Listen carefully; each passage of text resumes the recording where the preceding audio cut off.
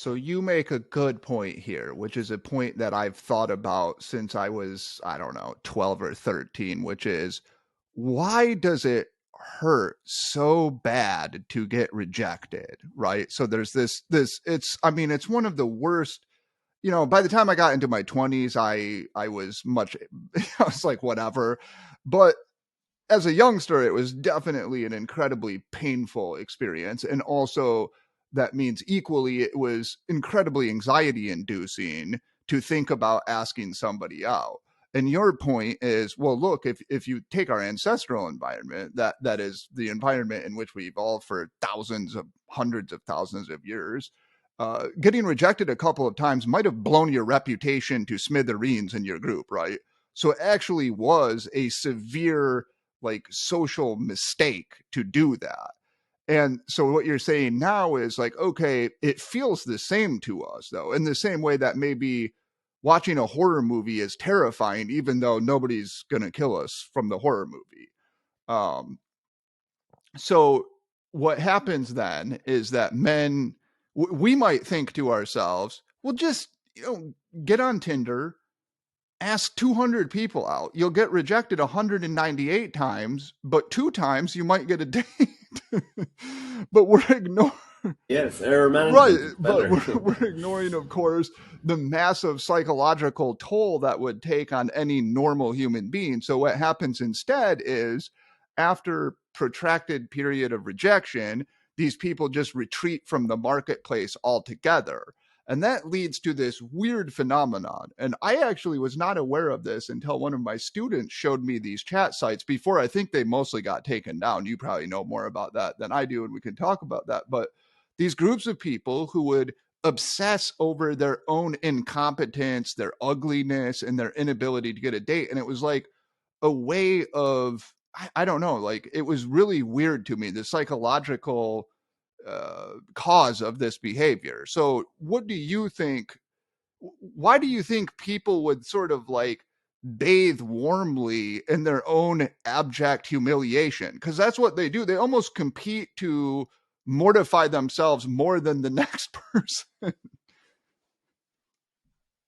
Yeah, so there's a lot going on there, but there are unique elements of incel identity that make it actually attractive. So when I first started studying this topic, I thought the same as you. How could anyone come to define themselves around this aspect? Why would they choose to constantly reinforce this idea?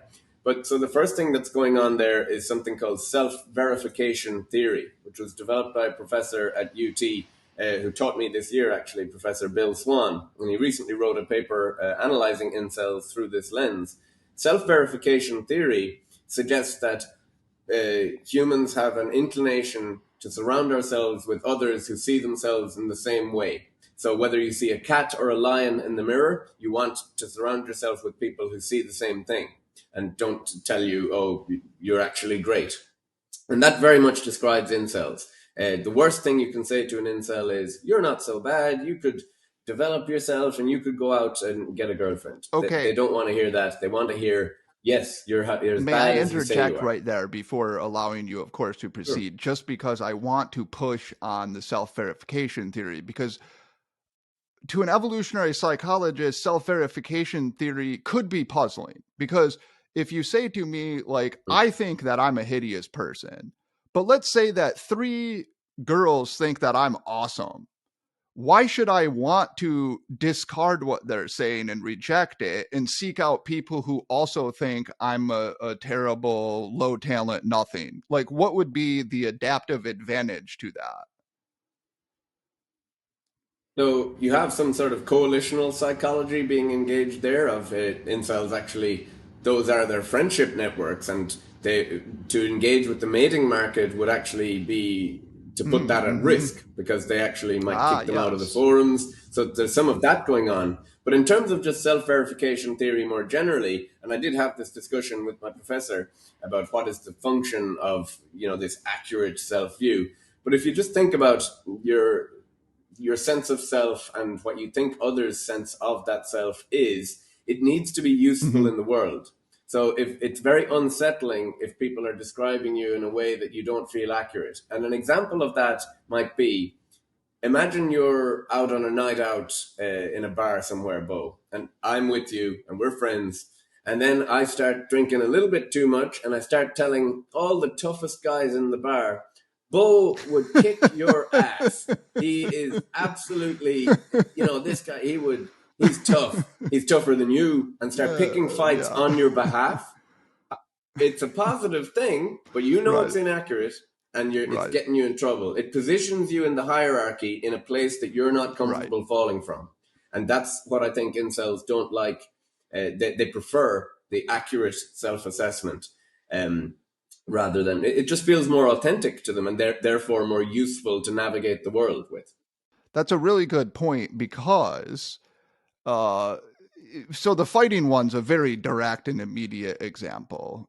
Obviously that would be incredibly costly, but I can even think of another one. So suppose that we're out, we're working for some politician, and you're saying Bo is the most eloquent writer I've ever encountered. And let's say I think I'm a terrible writer, and actually I am, let's say.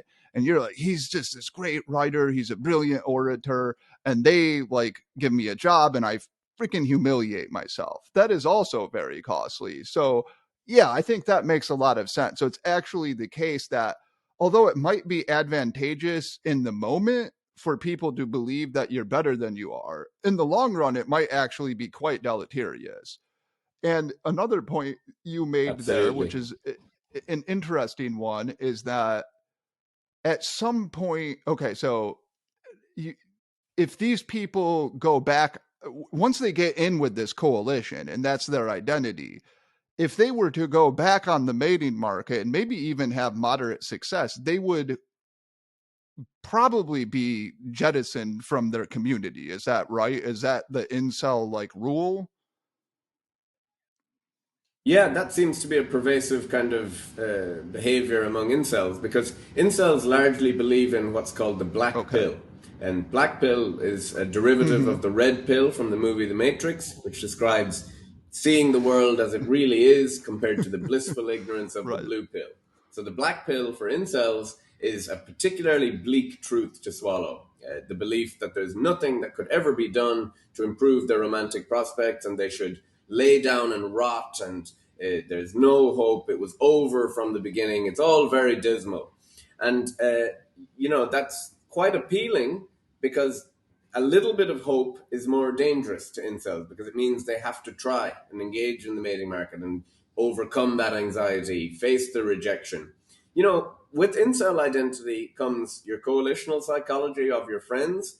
You've got a fun, Mm-hmm. trolling language of internet culture to kind of feel a part of. You've got a common enemy. You've got a black and white way to view the world. You've got an excuse to not put yourself out there, not develop yourself. What else have you got? You've got tons. A victimhood identity, which is very, very Mm-hmm. popular now, especially Mm-hmm. online, where incels accumulate more than primarily.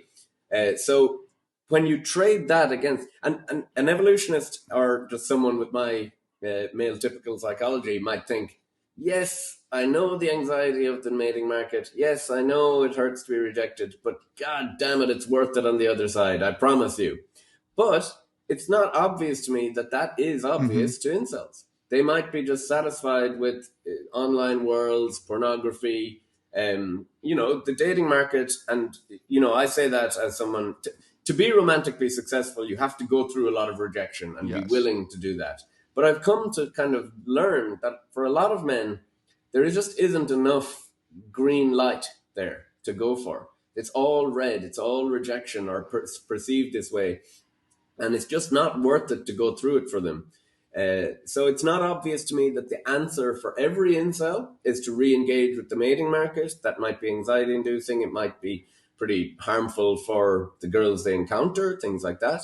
But yeah, it's a weird one that we see so much trade-off. So there's an evolutionary psychologist called Mira Lindner, and she has a really, really brilliant new paper out analyzing incels from an evolutionary lens. And it's super. It explains the young male syndrome idea completely. Very, very well done.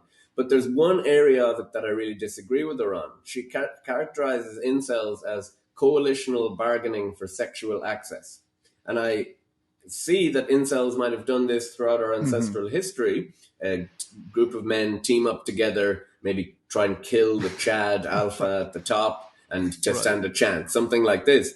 But in the modern incarnation of incels are distinct in that they do not bargain for sexual access. In fact, they actually try and hold each other back and themselves. It doesn't appear obvious to me that they want to bargain for sexual access at all.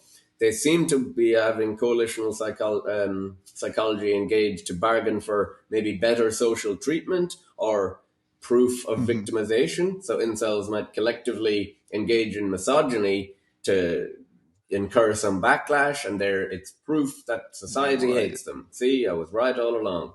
So yeah, so it's interesting. I would say they're coalitional bargaining, but just not for sexual access, which makes them so peculiar.